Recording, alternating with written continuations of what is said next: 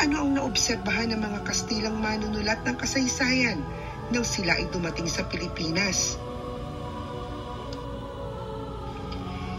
Isinulat ni Antonio Pigafetta, ang Italianong manunuri na kasama ni Magellan, ang ganito sa kanyang talaan.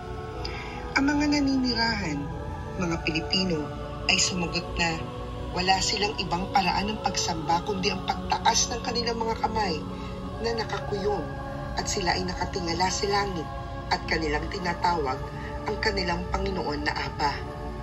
Aba? Sino si Aba? Mukhang hindi ito yung inaakalang Diyos na pagano ng Pilipinas na kinailangang wasakin ng mga Katoliko. Hindi po ba? Hindi po. Ang Aba po ay salitang Aramaic na ang ibig sabihin ay aking ama o ama ko.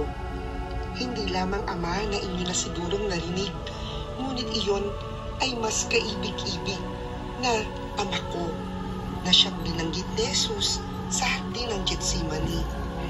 Sabi sa Marcos 14:36 ng KJV, at kanyang sinabi, Aba, Ama, lahat ng mga bagay ay maaari mong gawin. Ilayo mo sa akin ang saro o tasang ito, gayong may hindi ang ayon sa ibig ko, kundi ang ayon sa ibig mo.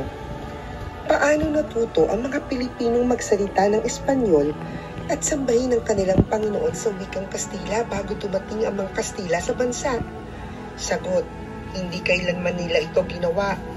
Sila ay nagsasalita ng sinaunang Aramaic, katulad noong tinutukoy ni Jesus ang Panginoon, YHWH, Yahuwah. Ano nga ba talaga ang binura ng mga Katoliko? Napag-aralan na natin halos lahat ng Pilipino ay may maraming gintong kanilang namana ng ilang libong taon na mula sa kanilang mga ninuno. Opo, iyan ay binura, itinago.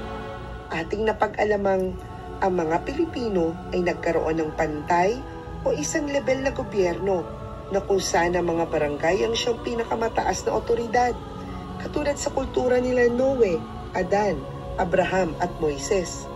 Lahat ng impormasyong ito ay nawala at ngayon, nalaman natin sila ay nagsisilbi na sa Panginoon na siya ring sinamba ni Jesus bago pa dumating ang mga Katoliko. Binura, inalis din nila yan kasama ng inyong kasaysayan at pinapayagan pa rin ninyo silang kontrolin ng masa, ang mga ordinaryong tao sa bansang ito hanggang ngayon. Siguro, panahon na upang kayo ay tumayo at hatulan ang henerasyong ito, katulad ng hula ni Jesus na siya ninyong gagawin. Tatalakayin natin ito sa ikasyam na bahagi ng seryeng ito, ang hula sa hinaharap ng Pilipinas. Ngayon, ilang pangwakas na kapasyahan.